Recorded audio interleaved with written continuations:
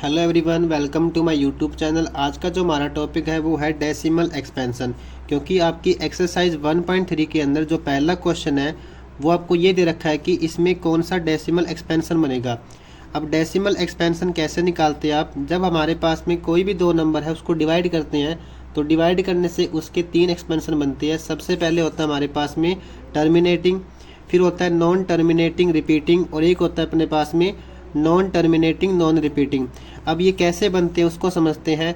जैसे मान लो आपने किसी दो नंबर को डिवाइड किया, जैसे मैंने 8 को डिवाइड किया 7 से।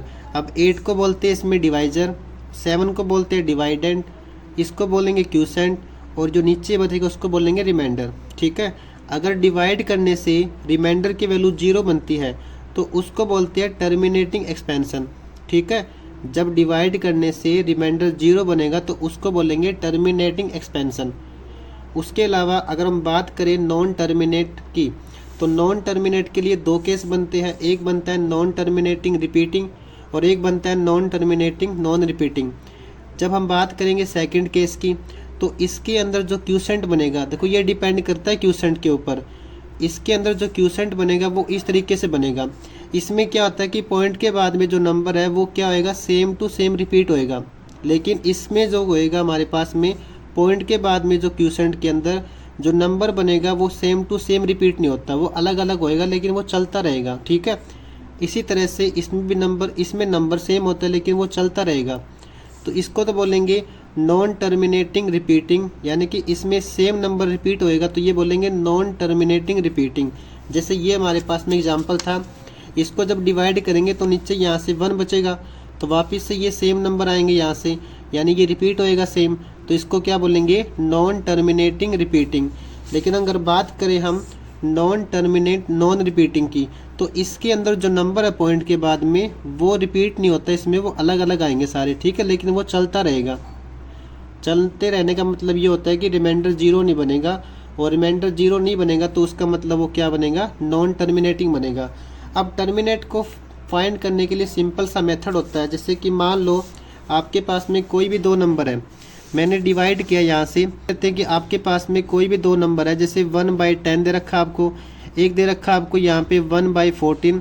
आपको चेक करना है कि ये टर्मिनेट है या नॉन टर्मिनेट है। तो टर्मिनेट चेक करने के लिए सिंपल सा मेथड होता है इसमें, जो नीचे आपको दे रखा है डिनोमिनेटर, उसके फैक्टर निकाल लो। तो 10 के फैक्टर क्या बनेंगे, 2 × 5 बनेगा।